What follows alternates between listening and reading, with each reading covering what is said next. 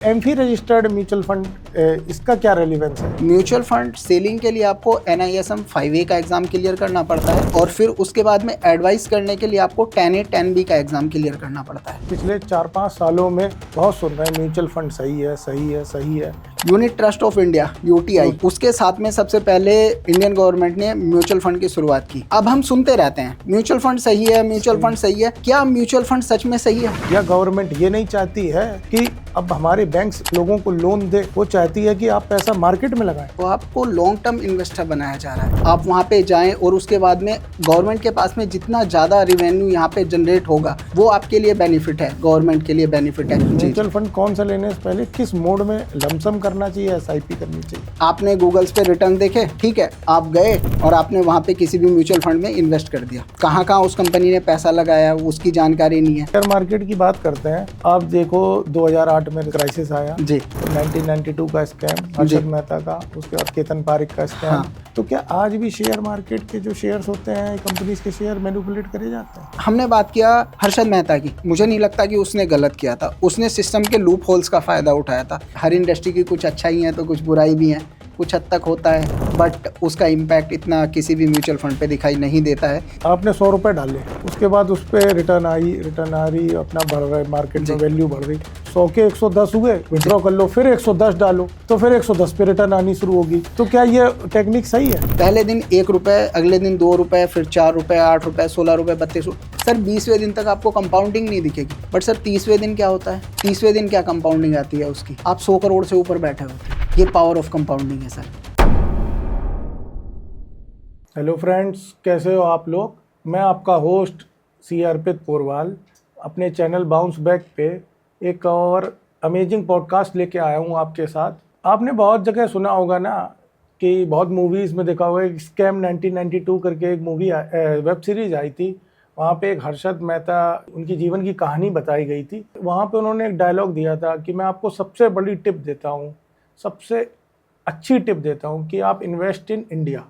उन्होंने बोला था इन्वेस्ट करिए आप इंडिया में। तो हम लोग सारी ज़िंदगी पैसे कमाते हैं, बहुत अलग अलग तरीक़ों से पैसे कमाते हैं, लेकिन एट द एंड हम उनको सेव भी करते हैं, पर उन्हें कहाँ इन्वेस्ट करना है हमें ये नॉलेज नहीं होती। हमें अपने पर्सनल फाइनेंस को कैसे मैनेज करना है, क्या ऐसे इमरजेंसी फंड्स बनाने हैं, किस मोड में इन्वेस्ट करना है, किस असेट में, किस बिजनेस इनकम के लिए हमें इन्वेस्ट करना चाहिए, FDs में इन्वेस्ट करना चाहिए, इंश्योरेंस में इन्वेस्ट करना चाहिए, हमें इसके बारे में नॉलेज नहीं होती है। क्योंकि पुराने ज़माने में लोग FDs करते थे, फिर अब जैसे ये 20वीं सेंचुरी में म्यूचुअल फंड का काफ़ी बोलबाला है।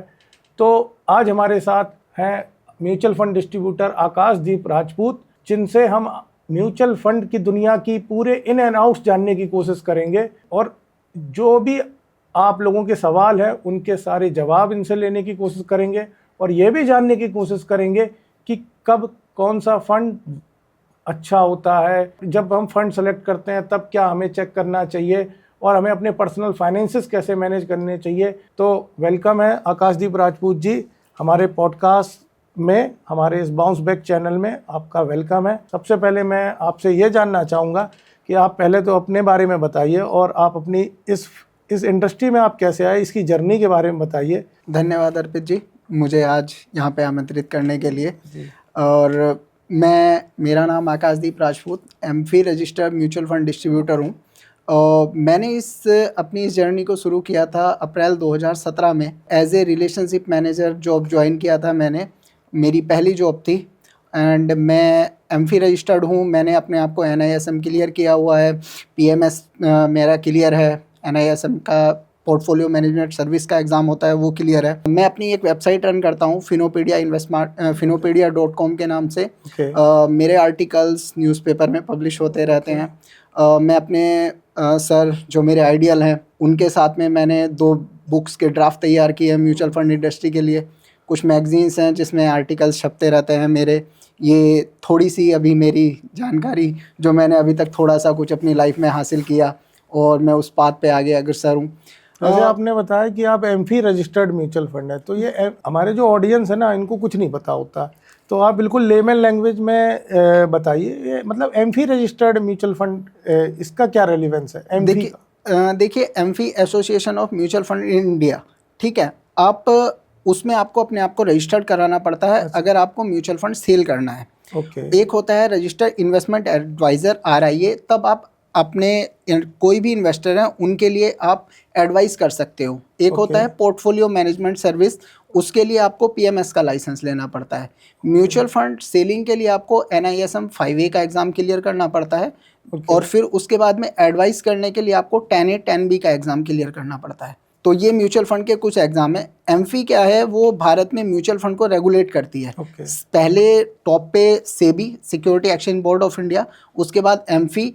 तो ये कुछ ऐसे आपके प्लेटफॉर्म है जो इंडिया में म्यूचुअल फंड को रेगुलेटरी बॉडीज, जैसे इंश्योरेंस को IRDA मैनेज करता है, ऐसे ही म्यूचुअल फंड को एमफी मैनेज करता है। बैंक्स को RBI मैनेज करता है। तो म्यूचुअल फंड अभी कुछ पिछले 4-5 सालों में बहुत सुन रहे हैं, म्यूचुअल फंड सही है, सही है, सही है। इससे पहले म्यूचुअल फंड नहीं सुनते थे, तो ये अभी इसे एकदम बूम क्यों आया म्यूचुअल फंड में? ऐसा क्या हुआ? इंडिया में शुरुआत हुई थी 1963 में म्यूचुअल फंड की शुरुआत। म्यूचुअल फंड कोई नया कॉन्सेप्ट नहीं है, यहाँ पे बहुत पुराना कॉन्सेप्ट है। Unit trust of India, UTI, उसके साथ में सबसे पहले इंडियन गवर्नमेंट ने म्यूचुअल फंड की शुरुआत की। इसके फेसेस आए, जैसे 80 के दशक में यहाँ पे गवर्नमेंट्स बॉडी का इंटरफेयर हुआ, ठीक है, SBI वगैरह, बैंक ऑफ इंडिया, इनके म्यूचुअल फंड आए। 90s के दौर में यहाँ पे प्राइवेट सेक्टर्स की एंट्री हुई, ठीक है। फिर उसके बाद में 2003 से इसके बाद में जो आज तक 2003 का फेस आया एक, जब वहाँ पे थोड़ी सी लोगों को इसके बारे में अवेयरनेस हुई। और 2014 से तो इस इंडस्ट्री को जब से गवर्नमेंट ने प्रमोट करना शुरू किया, एक्चुअली गवर्नमेंट का क्या है, हम लोग क्या चाह रहे हैं, म्यूचुअल फंड को ना जो प्रमोट किया जा रहा है वो अब हम सुनते रहते हैं, म्यूचुअल फंड सही है, म्यूचुअल फंड सही है। क्या म्यूचुअल फंड सच में सही है? हाँ, ये सबसे बड़ा सवाल है। और क्या म्यूचुअल फंड, सवाल मेरा यही है। हाँ, तो मैं आपसे पहले खुद ही बता रहा हूँ कि क्या म्यूचुअल फंड सही है और क्या सबके लिए म्यूचुअल फंड सही है? सही बात है, ये क्वेश्चन बहुत जायज है। तो यहाँ पे इसके लिए एक्चुअली क्या है, जब हमने प्रमोट किया, पहले से चल रही थी, अब भारत में आज की तारीख में फाइनेंशियल लिटरेसी जो है ना, वो बहुत कम है, बहुत कम है। उस बात को लेके लोग अपने पर्सनल फाइनेंस को कहाँ मैनेज करना है, लोग अवेयर नहीं है। सही बात है। अब हम लोग क्या करेंगे, अब जैसे अभी मेरी रिसेंटली शादी हुई, मेरा बेबी जब भी होगा तो मेरे पापा जी क्या करेंगे, अगर हम ट्रेडिशनल की बात करें जो पहले से चला आ रहा है, घर में कोई मेरे रिश्तेदार होंगे, मामा फूफा है ना, जो LIC एजेंट है, मेरे जीजा, मामा फूफा, कोई भी, वो आएंगे और मेरे बेटी हुई तो सबसे पहले उसके नाम से LIC कर देंगे। और पापा जी क्या करेंगे, उसका बैंक में जाके सुकन्या समृद्धि योजना में खाता खुलवा देंगे। सुकन्या में इंटरेस्ट रेट क्या है यार जी, आप तो बाई प्रोफेशन सी हैं, 7-8 की रेंज है, हाँ जी, है ना, 18 साल तक का लॉक इन है, 21 पे आपको पेमेंट मिलेगा, ठीक है। ROI कितना निकल गया है, 7 से 8%, 8% मैक्सिमम है उसी में, ठीक है। तो हम लोगों को क्या है कि हम राइट एसेट क्लास में इन्वेस्ट करें। कोई भी ऐसा प्रोडक्ट जो आपको इन्फ्लेशन को बीट करे, वहां पे आप इन्वेस्ट करते हैं तो आपके लिए बेहतर है। 5-6% तो इन्फ्लेशन है सर। अगर आप रिटेल इन्फ्लेशन की बात करें, जो दिखती है वो 6% हम बोलते हैं, बट एक्चुअल में है ज़्यादा।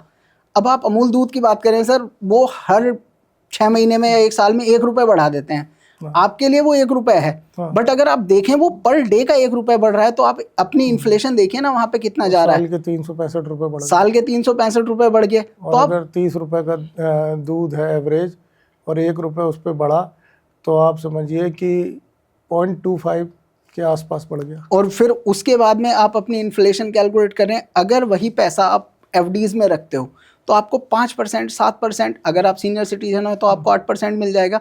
प्राइवेट सेक्टर्स में जाएंगे थोड़ा सा 9%, 10% तक का भी। सर अभी भी भारत का 65% से ज़्यादा पैसा जो पड़ा हुआ है वो FDs में पड़ा हुआ है। बिल्कुल, ठीक है। और आपने कहा हम केवल प्रमोट कर रहे हैं फाइनेंशियल लिटरेसी के लिए। पूरे भारत में 150 करोड़ की पॉपुलेशन है, ठीक है, जिसमें से 70 करोड़ पीपल्स के पास में फ़ोन है आज की तारीख में, ठीक है। 50-60 करोड़ आदमी ऐसे हैं जिनके पास में किसी ना किसी चीज़ का सब्सक्रिप्शन है आज की तारीख में। ये मैं 2023 का डेटा आपसे शेयर कर रहा हूँ, ठीक है। आप मुझे बताइए numbers of mutual fund investor कितने हैं पूरे भारत में आज की तारीख में? अप्रोक्स 4 करोड़, केवल 4 करोड़। और आपको लगता है कि हम प्रमोट करने के बाद में जो नंबर्स आ रहे हैं वो FD को बीट कर पाएंगे? वो कभी FD को बीट नहीं कर पाएंगे। तो मेजर वॉल्यूम भी नहीं वॉल्यूम नहीं मिल पाएगा, उतना वॉल्यूम नहीं मिल पाएगा। और वहाँ पे वो जो चीज़ें हैं ना कि आप यहाँ पे इतना प्रमोट कर रहे हो कि गवर्नमेंट लोन देने के लिए पक्ष में नहीं है, या बैंक्स हमारे लैंड आगे बोरो करने के लिए चीज़ें नहीं। सर हम अभी उस इंडस्ट्री का 0.01% भी नहीं है। अगर आप देखें पूरे भारत में केवल 4 करोड़ म्यूचुअल फंड डिस्ट्रीब्यूटर हैं, वो सॉरी इन्वेस्टर हैं, 15 करोड़ डीमैट अकाउंट होंगे। तो सिक्योरिटी एक्सचेंज बोर्ड के पास में डेटा कहाँ है, रिवेन्यू कहाँ है, और आप देखें वॉल्यूम्स कहाँ हैं सर। मेजर पैसा आज भी एफडीज में पड़ा हुआ है। चलिए अब जैसे आपने बताया कि म्यूचुअल फंड की कहानी बताई, अब अगर जैसे एक बिगनर है उसको म्यूचुअल फंड लेना है जी और वो खुद से लेना चाहता है जी, शायद आपके जैसे वो आपको अप्रोच नहीं कर पा रहा है, या आपके जैसे जो म्यूचुअल फंड डिस्ट्रीब्यूटर है वो अप्रोच नहीं कर पा रहा उनको, बिगनर है, तो वो कैसे म्यूचुअल फंड को डिसाइड करे कि कौन सा म्यूचुअल फंड लेना चाहिए? देखिए अर्पित जी, फाइनेंशियल और इससे पहले म्यूचुअल फंड कौन सा लेने से पहले किस मोड में लमसम करना चाहिए, एसआईपी करनी चाहिए? देखिए दोनों अपने आप में बेस्ट हैं। अच्छा, दोनों अपने आप में बेस्ट हैं। दूसरी सबसे बड़ी बात है, आपके पास में किसी भी म्यूचुअल फंड को लेने से पहले आपके पास में खुद का एक गोल होना चाहिए कि आपको उस पर्पस से म्यूचुअल फंड लेना है। सेविंग के पर्पस से लेना है, आपको गाड़ी खरीदनी है उसके पर्पस से लेना है, घर लेना है, शादी करनी है, हर गोल डिसाइड हो सकता है। सबसे बड़ी बात है, रोल है आपका यहाँ पे, हमारा रोल है केवल और केवल आपको गाइड करने का, आपका बिहेवियर मैनेज करने का। म्यूचुअल फंड सेलेक्ट करते समय हम क्या करते हैं, हमने गूगल पे गए, आपने कहा जैसे आप बिगनर्स हो, है ना, आप तो वैसे काफ़ी टाइम से पुराने इन्वेस्टर हो, पर एज ए आपको बिगनर काउंट करते हैं, तो आप सबसे पहले क्या सर्च करोगे?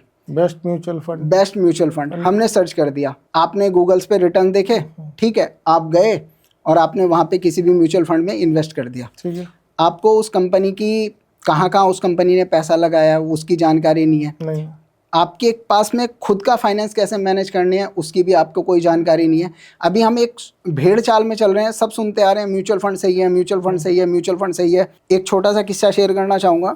मैं 2017 में जब इस इंडस्ट्री में आया तो लोग अवेयर नहीं थे, तो मेरे घर पे गाँव में बात चलती थी, तो लोग कहते थे आई एम फ्रॉम रूरल, तो मेरे गांव में उनका वो लड़का तो वहाँ पे इंश्योरेंस बेच रहा है, इंश्योरेंस का काम है, क्योंकि उनके लिए आज भी ये सब कुछ LIC वाला ही काम लगता है। जैसे जैसे घर घर में LIC एजेंट है, तो कि ये भी वही काम कर रहा है, बट उसके जैसा नहीं है। तो हमारे पापा को भी ये लगता था कि कुछ कर रहा है और कुछ पैसे वैसे कमा रहा है, खर्चा चल रहा है, हमसे नहीं ले रहा।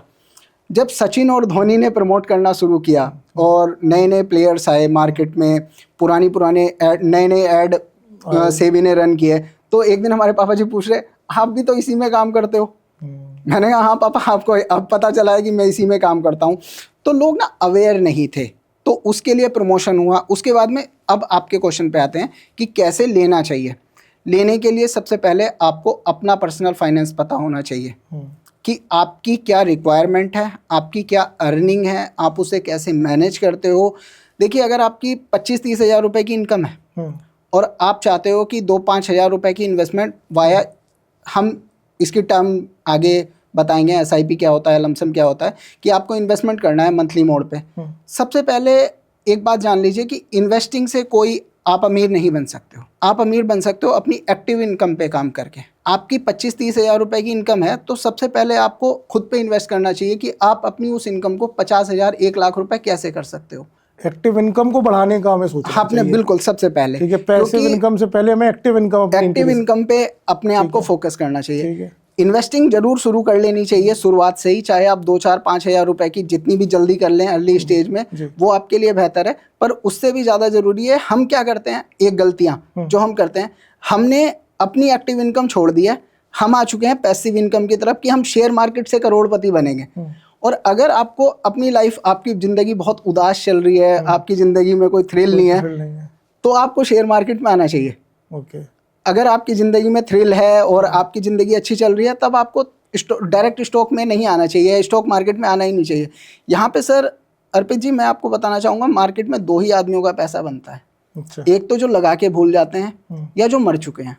अगर आप रेगुलर बेसिस पे मार्केट को ट्रैक करोगे या फिर आप रोज स्टॉक्स का भाव ऊपर नीचे होते देखोगे, आप देखोगे कि मैंने ये खरीदा था, ये ऊपर चला गया, तब आप अपनी एक्टिव इनकम पे ध्यान नहीं दे पाओगे।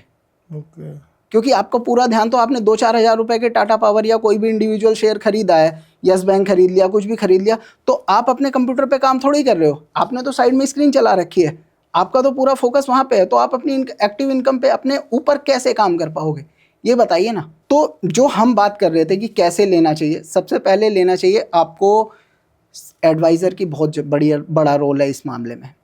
अगर हम इंडस्ट्री में जाएं, किसी भी कोई हम पुराने एग्जांपल्स दें, अगर विभीषण गाइड ना करता तो क्या राम जी रावण को मार पाते? नहीं मार पाते। क्या अर्जुन को अगर ना संभालते श्री कृष्ण तो क्या महाभारत, अर्जुन अपने सामने जो खड़े थे उसके घर वाले, उन पे युद्ध कर पाता? नहीं कर पाता। नहीं कर पाता ना। तो सेम, क्या आप मुझे बताइए कोई मुझे एक ऐसा पर्सन जिसकी बिना एडवाइस के आप अपना पर्सनल फाइनेंस मैनेज कर पाएँ? रीज़न बता देता हूँ, नॉलेज, इंफॉर्मेशन, टाइम। किसी भी इंडस्ट्री के लिए सबसे बड़े आपके जो होते हैं ये 3 पिलर की तरह हैं। अगर आपने 10,000 रुपये की इन्वेस्टमेंट करी म्यूचुअल फंड में, कहाँ इन्वेस्टमेंट डालनी है आपको पता है? नहीं पता, आपने गूगल कर लिया। फिर उसके बाद में उस म्यूचुअल फंड ने कहाँ आपका पैसा पार्क किया है वो आपको पता है? नहीं किया। दूसरी सबसे बड़ी बात है, आपके पास में क्या टाइम है कि आप रेगुलर चीज़ों को बेसिस पे ट्रैक कर पाओ? मेरा तो काम है कि मैं तो अपनी एक्टिव इनकम पे ही फोकस करूंगा ना। और ये काम किसका है? ये है जो मेरा फाइनेंस मैनेज कर रहा है, एसेट मैनेज कर रहा है। बिल्कुल। और हम लोग क्या करते हैं, 2-5, अगर देखिए मैं आपको 12-15% का रिटर्न कमा के दे रहा हूँ म्यूचुअल फंड में, और आपने मेरे पास में 2 लाख रुपए लगाए, और उसके बदले में हर म्यूचुअल फंड कंपनी आपसे कुछ ब्रोकरेज चार्ज करती है। वो होती है 75 पैसे, 50 पैसे, 1 रुपए से लेके 1.10 तक होती है, ठीक है, 1 रुपए तक। तो अगर मैं आपके 2 लाख रुपए मैनेज करने के लिए आपसे 500-600 रुपए ले रहा हूँ, तो क्या आपको उसमें कोई दिक्कत है? कोई दिक्कत नहीं। क्या 500 या 600 रुपए बचाने के लिए 2 लाख रुपए को दांव पे लगाना कोई समझदारी वाली बात है? नहीं लगाऊंगा। बट हम लोग करते हैं। हम पर्सनल फाइनेंस को ना बिल्कुल इजी लेते हैं कि यार मेरे को सब पता है, मैं सब कर सकता हूँ, मैं सब जानता हूँ। भाई आपको नहीं पता है, आपको नहीं पता है कि कंपनियां कैसे रन की जाती हैं उनकी, आपको नहीं आता है कि किसी कंपनी की बैलेंस शीट कैसे पढ़नी है, वो शेयर का मूवमेंट क्या है, उस शेयर ने कितने रिटर्न जनरेट किए, उस कंपनी का आगे क्या प्लान है, वो कैसे अपने शेयर्स को आगे रन करने वाली है, वो अपना बिजनेस कैसे आगे बढ़ाने वाली है। और सबसे बड़ी बात है, मार्केट में जितनी एंट्री इंपॉर्टेंट है अर्पित जी, उससे ज़्यादा इंपॉर्टेंट है मार्केट से एग्जिट होना। ये बात आपने सही कही।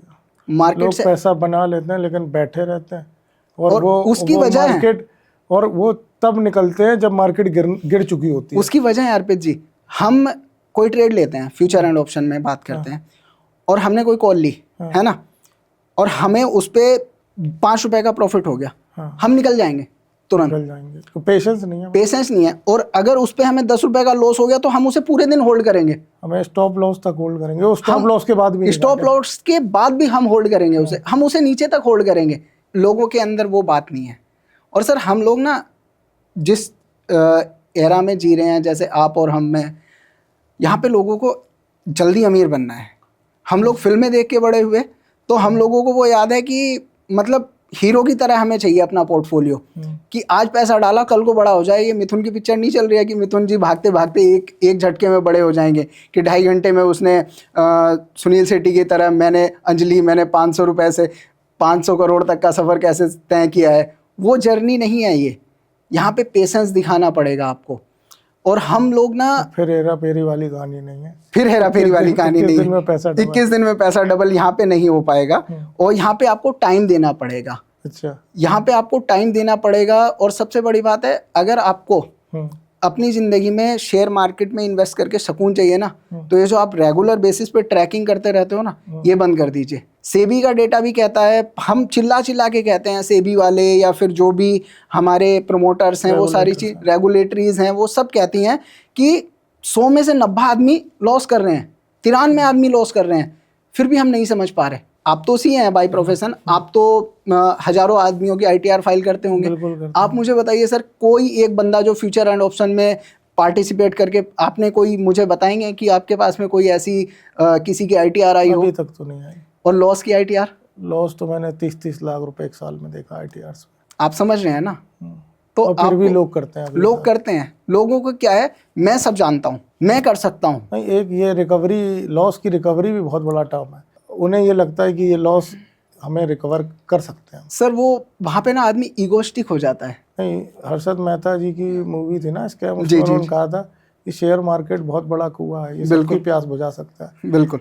तो लॉस नहीं रिकवर कर सकता? सर लॉस रिकवर के लिए जैसा हमने बात की, पेशेंस वो है नहीं। और सबसे बड़ी बात है, अगर आपका लॉस रिकवर हो सकता है, हाँ। आप किसी प्रोफेशनल के साथ बैठिए ना, अपना पोर्टफोलियो उससे मैनेज कराइए, आपका लॉस रिकवर हो सकता है, बट टाइम लगेगा। जितनी जल्दी यहाँ पे लॉस होता है ना, रिकवरी उतनी आसान नहीं है।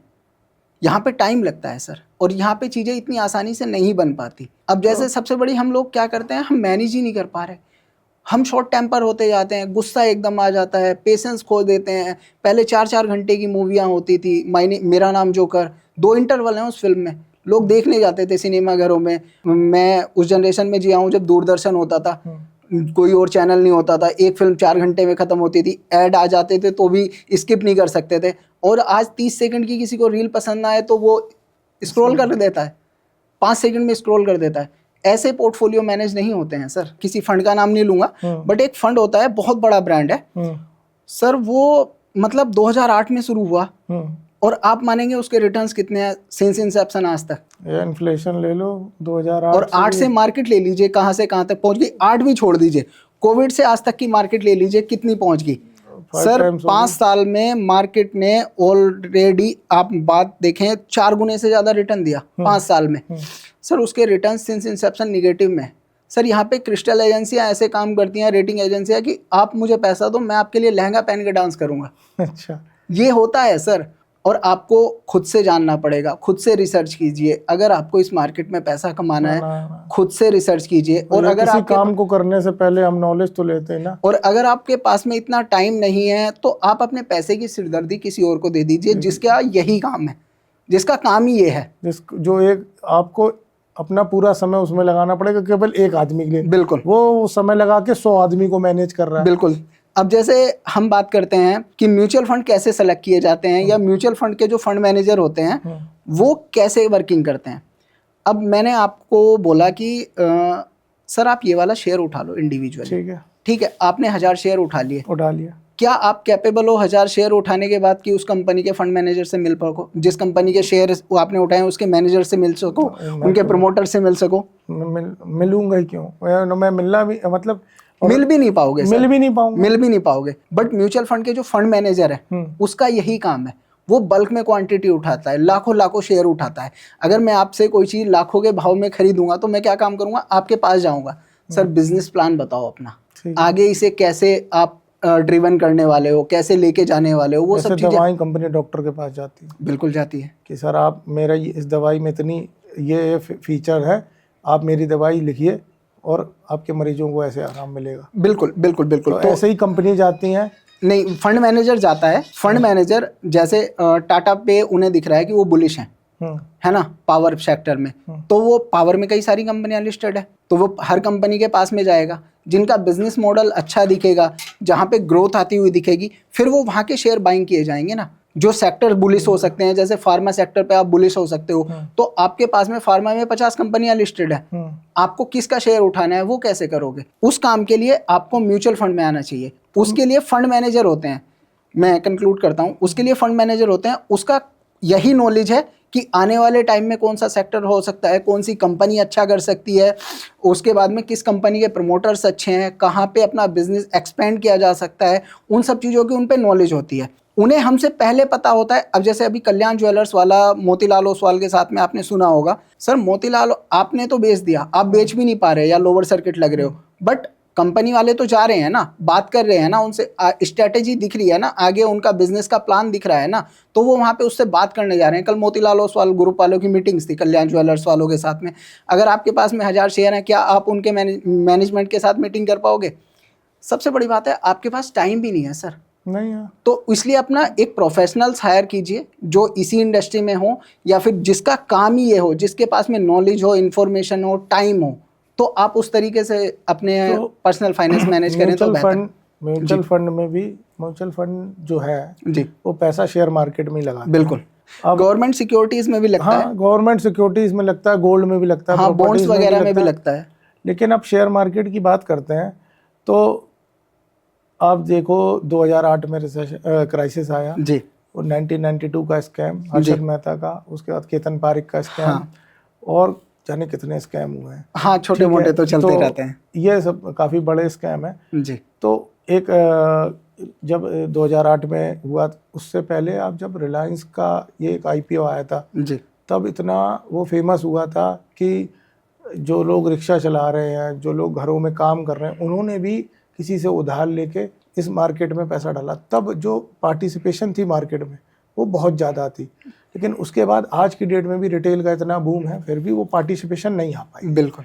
लेकिन अब जो शेयर मार्केट में पैसा लगता है, तो क्या आज भी शेयर मार्केट के जो शेयर्स होते हैं, कंपनीज के शेयर मैनिपुलेट करे जाते हैं? कुछ हद तक कह सकते हैं, ये किसी के लिए भी कहना थोड़ा सा मुश्किल होगा, बट हम बात करेंगे म्यूचुअल फंड के लिए तो हम बात करेंगे सेबी बहुत स्ट्रिक्ट है। अगर शेयर मैनिपुलेशन देखती है चीज़ों को कि कहीं ऑपरेट हो रहा है, कुछ हो रहा है, वो तुरंत एक्शन लिया जाता है। अब वो चीज़ें नहीं हैं जो पहले थी। अब हम बात करते हैं, हमने बात किया हर्षद मेहता की। सब मुझे नहीं लगता कि उसने गलत किया था, उसने सिस्टम के लूप होल्स का फ़ायदा उठाया था, जो लूप होल अब भर चुके हैं, अब वो लूप होल्स बचे नहीं हैं। तो स्टॉक मैनिपुलेशन देखिए, कुछ हर इंडस्ट्री की कुछ अच्छाई हैं तो कुछ बुराई भी हैं, कुछ हद तक होता है, बट उसका इम्पैक्ट इतना किसी भी म्यूचुअल फंड पे दिखाई नहीं देता है। जहाँ पे होता है वहाँ पे स्ट्रिक्ट एक्शन लिए जाते हैं, रेगुलेटरी बॉडीज़ हैं, मॉनिटरिंग बहुत अच्छे से की जाती है।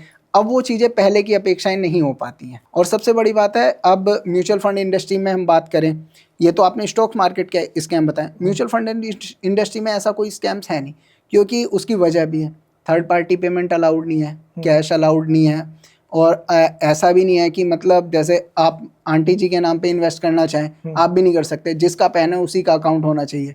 कुछ केसेस में जैसे एक योजना है बाल भविष्य योजना, म्यूचुअल फंड है, उसमें ग्रैंडफादर अपने बच्चे के लिए कर सकते हैं।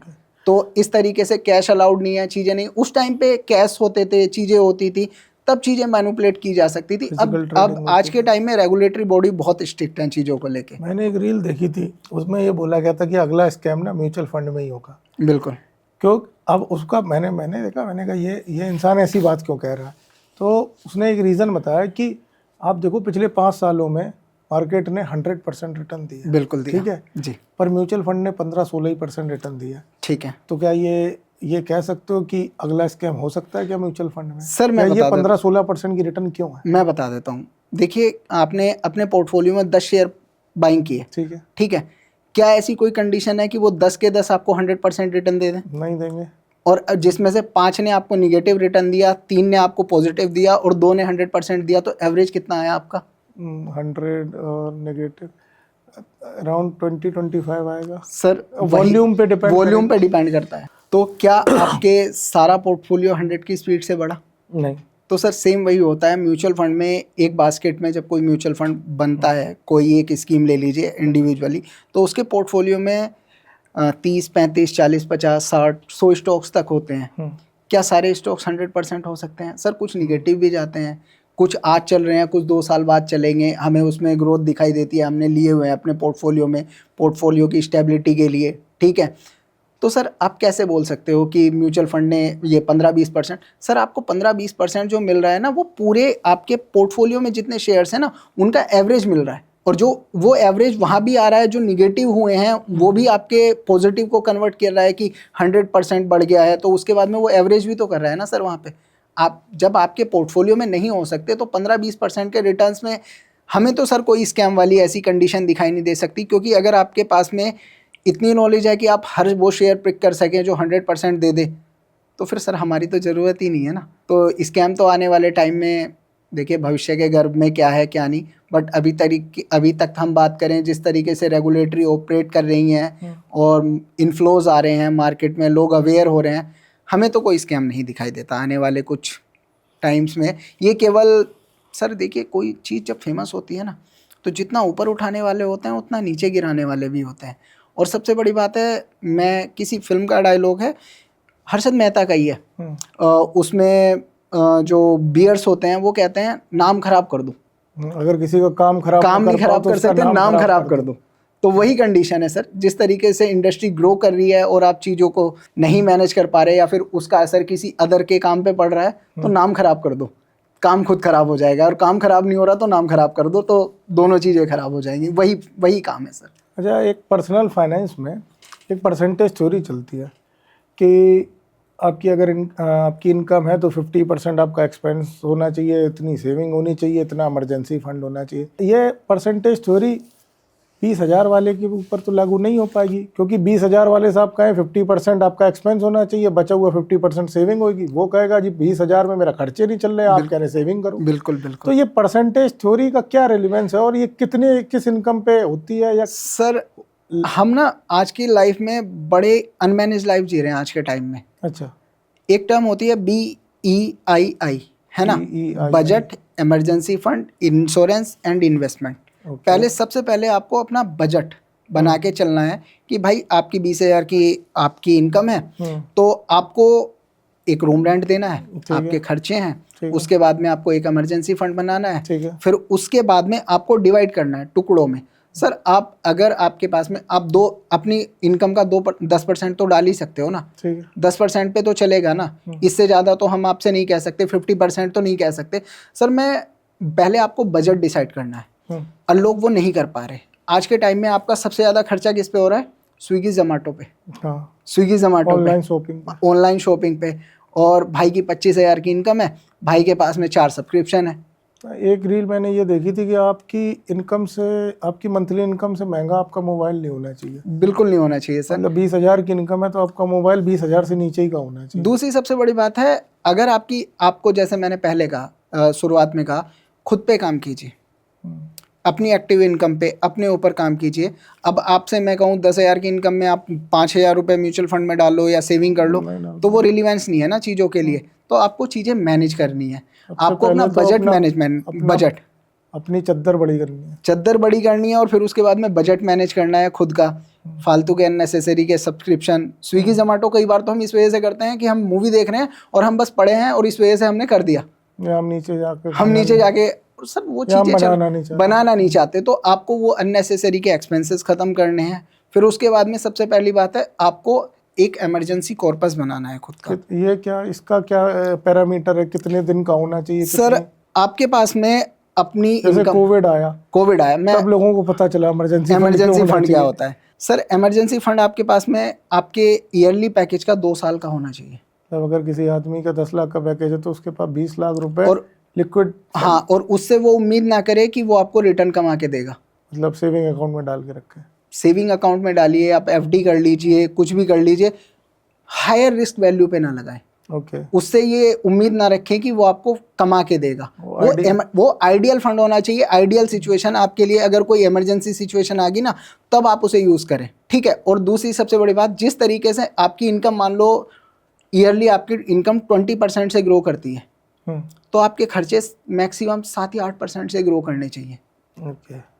तो 8% तो इन्फ्लेशन ही है सर। आपके अगर हम इंक्रीज भी नहीं करते होंगे तो भी 5% तो है ही है। तो फिर उसके हिसाब से आप अपने खर्चे अगर 20% से हिसाब से मैनेज कर, आप इंक्रीज कर दोगे, जितनी सैलरी बढ़ी उतने ही इंक्रीज कर दोगे, तो आपको क्या हासिल होगा? कुछ भी नहीं।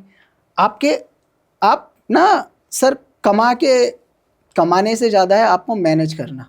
तो अगर आप अपना, जो सरकार ने ये टैक्स रेट कम किया था, और टैक्स रेट कम करने के मुझे लगते हैं 2 कारण थे कि कंपनियां इंडिया से बाहर ना जाए, ऊपर से जो उनको पैसा मिले वर्किंग कैपिटल के तौर पे, या उनके पास जो पैसा बचे जी, उससे वो अपने एम्प्लॉयज को रीपे करें।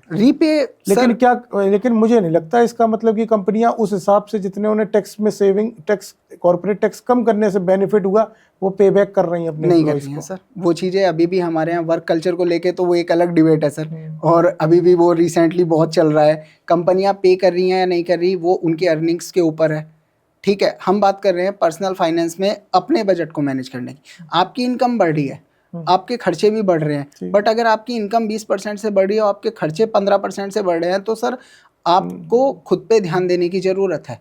आपको अगर फाइनेंशियल इंडिपेंडेंसी चाहिए, आपको जल्दी रिटायर्ड होना है आपको, और हम लोग उस पर ध्यान, लाइफ एंजॉय करनी है। और सबसे बड़ी बात है सर, हम लोग उलझते जा रहे हैं। मैं ऐसे लोगों को जानता हूँ सर, जिनकी महीने की इनकम 5 लाख है, और भाई साहब 10,000 रुपये महीने की SIP चलाते हुए उनकी हालत खराब होती है सर, क्योंकि भाई का 2.5 लाख का लोन है, होम लोन जा रहा है, फिर गाड़ी का लोन जा रहा है, फिर आपको घूमने जाना है। आपको मैं मना नहीं कर रहा कि आप इंजॉय ना कीजिए, बट आप अपने आप को मैनेज कीजिए ना। और 1 महीने उसकी सैलरी ना आए ना, अगले महीने उसे मांगने की नौबत आ जाती है सर।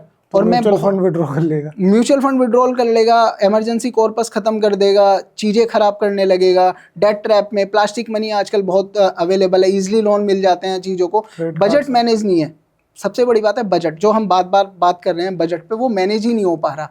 आपको अपनी सर देखिए, आपको इनकम भी बढ़ानी है और साथ में आपको अपने खर्चों पे भी लिमिट रखनी है। ऐसा नहीं होना चाहिए कि आप खर्चे ज़्यादा बढ़ा लो, डेट ट्रैप पे उलझ जाओ, एक लोन को चुकाने के लिए दूसरा लोन ले लो। अपनी इनकम का, और मैं बहुत से ऐसे लोगों को जानता हूं जिनकी 40-40, 50-50 हज़ार की नौकरी है और वो आज अर्ली, उनकी नौकरी इतने की रही और वो अर्ली रिटायरमेंट लेके एंजॉय कर रहे हैं, क्योंकि वो डेट ट्रैप में नहीं फंसे। भाई के पास कोई लोन नहीं था, उसने शुरुआत से जल्दी शुरुआत की म्यूचुअल फंड में इन्वेस्ट करने की, अपनी इन्वेस्टिंग को लेकर टाइम दिया। सब यहाँ पे चीज़ें मैनेज नहीं होती। फिर पहले हमने बजट पे बात की, इमरजेंसी कॉर्पस पे बात की, फिर आपको एक लेना चाहिए इंश्योरेंस, हेल्थ इंश्योरेंस लो, टाइम एक लो, सबसे पहले हेल्थ लो अपना। अच्छा। क्योंकि जब आपके पास में देखिए तबीयत कभी भी खराब हो सकती है, किसी की भी हो सकती है, जैसे शहर या मेट्रोपॉलिटिकल में तो आम बात है सर। और आपके पास में इंश्योरेंस इसलिए नहीं होना चाहिए कि आपने नाम के लिए ले लिया या कंपनी ने दे रखा है। सर कंपनी ने आपको इंश्योरेंस दे रखा है, वो तब तक है जिस दिन तक आप कंपनी के एम्प्लॉई हो। सही बात है। और उसके बाद में जिस दिन निकाल दिया, उसके बाद में वो काम नहीं आएगा। ठीक है, बीमार पड़ गई कंपनी, आपको कब तक बियर करेगी? नहीं कर पाएगी ना। तो आपके पास में एक 10, 15, 20, 25 जो इतना भी आपकी कैपेसिटी है, उस हिसाब से आपका इंश्योरेंस होना चाहिए। फिर उसके बाद में आती है सर इन्वेस्टिंग, उसके बाद इन्वेस्टिंग आती है आपको। क्योंकि अगर मान लीजिए आपने हेल्थ नहीं लिया और आपने इन्वेस्टिंग कर दी, तबीयत जब खराब होती है ना, तो सबसे पहले वही कॉर्पस निकलता है।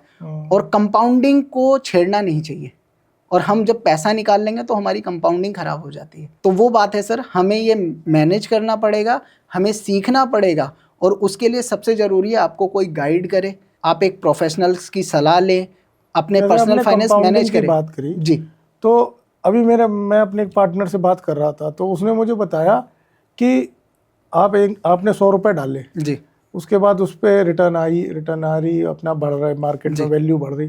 वो मुझसे कह रहा था इसको विड्रॉ कर लो, 100 के 110 हुए, विड्रॉ कर लो, फिर 110 डालो, तो फिर 110 पे रिटर्न आनी शुरू होगी। तो क्या ये टेक्निक सही है? नहीं सर, ये टेक्निक बिल्कुल नहीं, बिल्कुल सही नहीं है। आप जब विड्रॉल डाल रहे हो तो आप शॉर्ट टर्म कैपिटल गेन भी दे रहे हो। मैं कह रहा हूँ 1 साल बाद विड्रॉल डाल लो, LTCG दे रहे हो, ठीक है, आपको लॉन्ग टर्म में वो तो 3 साल बाद भी 3 साल बाद नहीं पड़ेगा। बट सर बात वो है ना, आपने जो चीज़ें की, क्या आप वो एवरेज आउट कर पा रहे हो? रुपए cost averaging, just for example मैं बात करता हूँ, यहाँ पे सबसे बड़ी बात है सर, यहाँ पे आपको टाइम देना है। कंपाउंडिंग को जितना लंबे अरसे तक रखोगे, शुरू के 5-6 साल में तो दिखेगा भी नहीं कंपाउंडिंग। जैसे एग्जांपल के तौर पे बात करते हैं, मैंने आपको 1 करोड़ रुपए पर डे दे रहा हूँ और 1 रुपये पर डे दे रहा हूँ और अगले दिन उसका डबल कर रहा हूँ। ये बहुत कॉमन सा एग्जाम्पल है ना। 30 दिन तक हम ये प्रोसेस फॉलो करते हैं। 30 दिन तक आप क्या चूज़ करोगे? नॉर्मल इंसान 1 करोड़ वाला चूज़ कर लेगा। पहले दिन 1 रुपये, अगले दिन 2 रुपये, फिर 4 रुपये, 8 रुपये, 16 रुपये, 32। सर 20वें दिन तक आपको कंपाउंडिंग नहीं दिखेगी। 20वें दिन तक भी आप अपने जो 1 करोड़ वाला बंदा है उसे बीट नहीं कर पा रहे। बट सर 30वें दिन क्या होता है? 30वें दिन क्या कंपाउंडिंग आती है उसकी? आप 100 करोड़ से ऊपर बैठे होते हो। ये पावर ऑफ कंपाउंडिंग है सर, यहाँ पे आपको ध्यान देना है। सर जो आप बोल रहे हो ना, वो म्यूचुअल फंड का पार्ट नहीं है। जो आप बोल रहे हो वो डायरेक्ट स्टॉक मार्केट की ट्रेडिंग है। वहाँ पे कंपाउंडिंग मैटर नहीं करती। कंपाउंडिंग के लिए आपको टाइम देना पड़ेगा, टिकना पड़ेगा, वहाँ पे चीज़ें करनी पड़ेंगी आपको। कंपाउंडिंग का मतलब आपको टाइम देना पड़ेगा। शुरू के 3-4 साल तो आपको दिखेगा ही नहीं।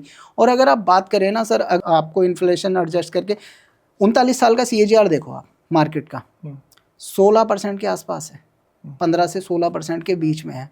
कोई ऐसा इंस्ट्रूमेंट आप इस डायरेक्ट स्टॉक में कमा पाओगे 16%? 39 साल का CAGR नहीं आएगा सर, बिल्कुल नहीं आ सकता है। उसके लिए आपको कोई एक ऐसी एसेट क्लास चाहिए। मैं यहाँ पे म्यूचुअल फंड को प्रमोट नहीं कर रहा हूँ, मैं केवल ये कह रहा हूँ कि आपको अपने फाइनेंस को, अपनी एसेट को ऐसी जगह लगाएं जो आपको मोर देन FD, आपको रिस्क एडजस्टेड रिटर्न्स पता होने चाहिए। वहाँ पे आपको मिल जाएं, चीज़ें बन जाएं आपके साथ में, और वो केवल पावर ऑफ कंपाउंडिंग से आ सकती है। और उसके लिए आपको इन्वेस्ट करना पड़ेगा राइट एसेट क्लास में, तब आपके साथ में चीज़ें बन सकती है। अदरवाइज़ आपके साथ में चीज़ें नहीं बन सकती। आपको अपनी एक्टिव इनकम पे ध्यान देगा, बजट मैनेज करना पड़ेगा, आपको एक प्रोफेशनल्स की सलाह बहुत ज़रूरी है। सर बहुत सारी चीज़ें ऐसी हैं, हमने बहुत सारे हम लोग क्या है कि हमें, जो मैंने कहा ना, जो हमारी एज है, जो हमारी यंग जनरेशन है, पेशेंस नहीं है, और पर्सनल फाइनेंस बिना पेशेंस के आप मैनेज नहीं कर सकते। तो पर्सनल फाइनेंस जैसे अब कुछ लोग ये भी कहते हैं कि हमें नॉलेज नहीं दी जाती, बिल्कुल। तो स्कूल लेवल पे भी नहीं पढ़ाया जाता, तो अब नॉलेज लेनी हो अगर किसी को खुद से ही करना, तो खुद उसके लिए क्या करें? सर खुद से करना है तो आपको मैंने जैसे कहा, आपको बैलेंस शीट पढ़ना आना चाहिए, आपको पता होना चाहिए कि आने वाले टाइम के लिए क्या चीज़ें, जैसे आज कंपनी को ट्रैक करें, ठीक है, किसी के सामने पहले काम सीख लें, ठीक है, वहाँ से आपको इन्फॉर्मेशन मिल जाए, वो आपको गाइड कर दे बेहतर। आपके पास में आपको एआई का ज़माना है, सारी चीज़ें मिल जाती हैं, आर्टिफिशियल बने हुए पोर्टफोलियो भी मिल जाते हैं। बट सर मैं आपको एक ही बात कहूँगा, ह्यूमन बिहेवियर जो है ना, वो मैनेज एआई नहीं कर सकती है। एग्जाम्पल के तौर पे बात करते हैं, आपने कहा खुद से करना चाहिए, हम उसी पे बात कर रहे हैं। सर मार्केट से एग्जिट कब करना है, ये कौन बताएगा? ये जो मार्केट को स्टडी कर रहा है वो बताएगा, जो स्टडी पता है, जिसको पता है वो एग्जिट करना है। एक फंड होता था XYZ कंपनी का, बहुत फेमस फंड था और बड़े बड़े न्यूज़पेपर ने प्रमोट किया। ठीक है, एक गलत कॉल और 3 साल के SIP के रिटर्न निगेटिव। ओके। तो आपको सर, अगर आपके पास में इंफॉर्मेशन है, टाइम है, आप खुद से सीख सकते हो, सीखिए ना। आप सीखने के लिए पूरी ब्रॉड मार्केट है, सीखिए। अगर सीख सकते हो, खुद से कर सकते हो, तो खुद से करना चाहिए। अब हमारे यहाँ 2 ऑप्शन चलते हैं म्यूचुअल फंड में, एक रेगुलर, एक डायरेक्ट। एक मेरे जैसे एडवाइजर के थ्रू इन्वेस्ट कीजिए, एक आपने खुद से कोई भी गूगल किया, म्यूचुअल फंड ले लिया, सारी चीज़ें कर ली। सर जो आज अच्छा है वो हमेशा अच्छा रहे, इस बात की गारंटी है नहीं है ना।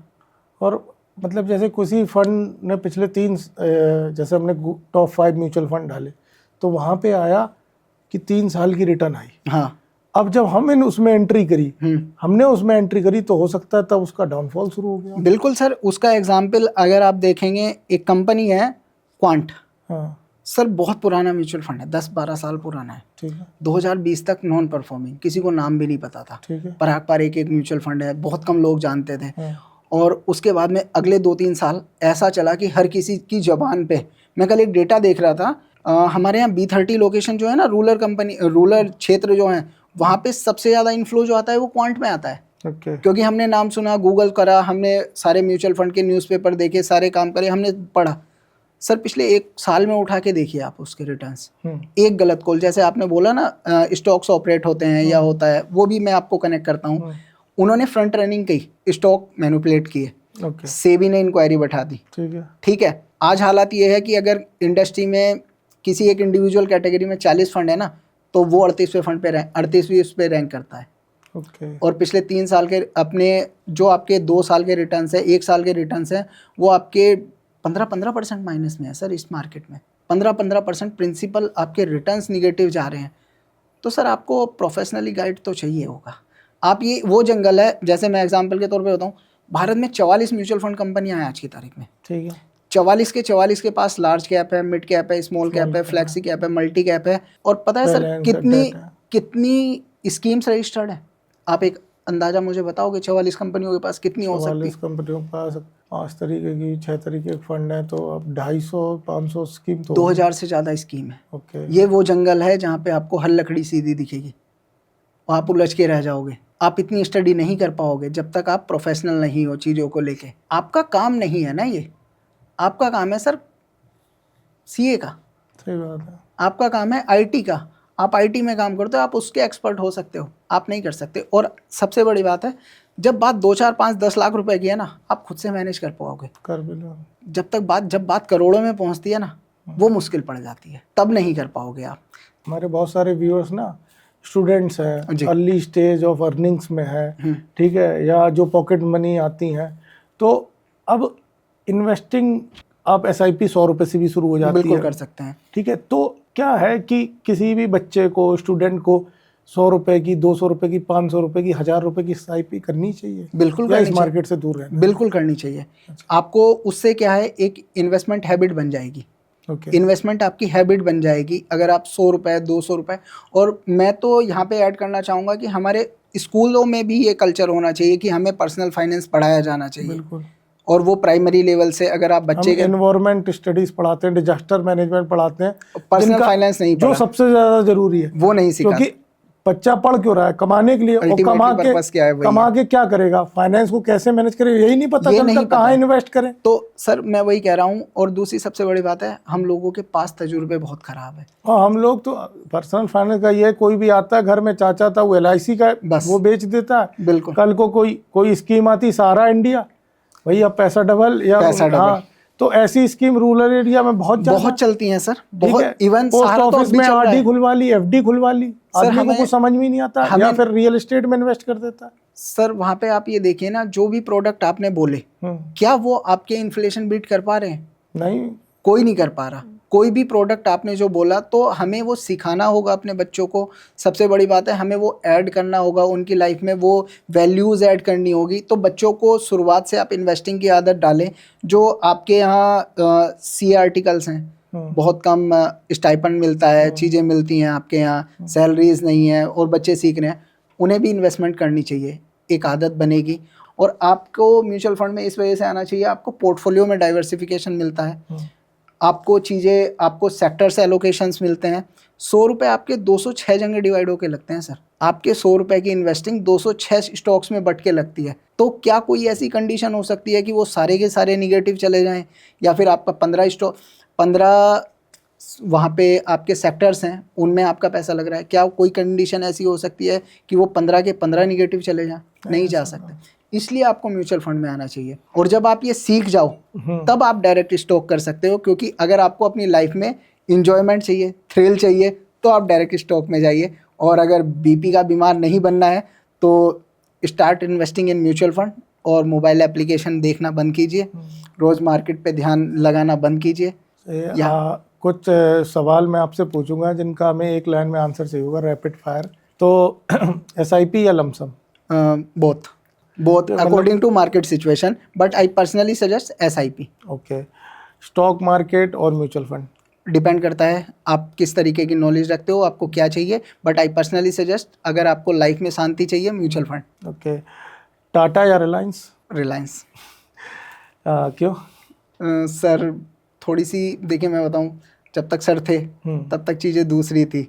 अब वो चीज़ें हो पाएँ या ना हो पाएँ, नाम बहुत बड़ा है बट एक लेगेसी है सर की, बट आगे मैनेजमेंट में तो अभी मुझे वो चीज़ों को लेके थोड़ा सा डाउटफुल हूँ, इसलिए आई पर्सनली सजेस्ट रिलायंस। हर्षद मेहता, केतन पारेख, ये किस कंटेस्ट में है कि मतलब किसका स्कैम मतलब ज़्यादा बड़ा था या किसका स्कैम खतरनाक था? सर मैं खतरनाक पे अगर बात करूं तो केतन दिखाई देता है, क्योंकि हर्षद के केस में क्या है, सिस्टम्स के लूप होल का फायदा उठाया उसने। और पब्लिक का पैसा भी इन्वॉल्व था, पब्लिक का पैसा इन्वॉल्व था, बैंक्स भी इन्वॉल्व थे, बैंक थे, पर एक तरीके से मेहता जी को स्केपगोट बनाया गया। सर वहाँ पे चीज़ें दूसरी थी। फ्रेंड्स, हमने जाना आकाशदीप जी से सारी चीज़ें म्यूचुअल फंड से रिलेटेड, और इन्होंने बहुत अच्छे से एक्सप्लेन किया। इनको भी इंडस्ट्री में काफ़ी टाइम हो गया और काफ़ी इनके अच्छे क्लाइंट्स भी हैं, उनको ये मैनेज कर रहे हैं। तो आप आगे मैं आपसे एक सजेशन ये भी चाहूँगा कि कोई और भी टॉपिक पे आपको अगर पॉडकास्ट चाहिए तो आप हमें डायरेक्ट मैसेज कर सकते हैं। मेरा नंबर है 8882003677। और जैसे एक इंसान को जीने के लिए ना खाना चाहिए होता है, ऐसे एक यूट्यूब चैनल को चलाने के लिए ना सब्सक्राइबर, कमेंट, लाइक चाहिए होते हैं। तो मैं आपसे यही रिक्वेस्ट करूंगा कि please like, subscribe, comment on this video and this channel, और आपका प्यार ऐसे ही बना रहे। हम इस जर्नी को बहुत आगे तक ले जाएंगे। बस हम आपसे बस थोड़ा सा सपोर्ट चाहिए, आपको बस एक सब्सक्राइब बटन, बेल आइकन को हिट करना है। थैंक यू फ्रेंड्स, ऐसे ही सपोर्ट बनाए रखिए। और मैं आकाशदीप से भी रिक्वेस्ट करूंगा कि हमारे सब्सक्राइबर्स को, मैं अपनी तरफ से पूरी कोशिश करूंगा सर, और मैं अपने सारे व्यूवर्स को ये कहना चाहूँगा, please like, support, share. YouTube channel एक नई जर्नी की शुरुआत की है हम लोगों ने, लोगों को अवेयर करने के लिए, हम चीज़ों को लेके अपने पर्सनल अनुभव, लोगों को हम केवल वही चीज़ें कनेक्ट कर रहे हैं लोगों के जिनकी कोई स्टोरी है, चीज़ों को लेके प्रमोट किया है, जिन्होंने अपने स्ट्रगल्स को शुरुआत से किया है, वो सारी चीज़ें। तो please support, like and share. एक तरीके से हम लोग एक सोशल कॉज के लिए भी कर रहे हैं कि बहुत सारे टॉपिक्स आप ऐसे देखेंगे जिनके लिए मार्केट में ना बहुत सारे मिसकंसेप्शंस हैं, लोगों इतने अवेयर नहीं है उस चीज़ पे।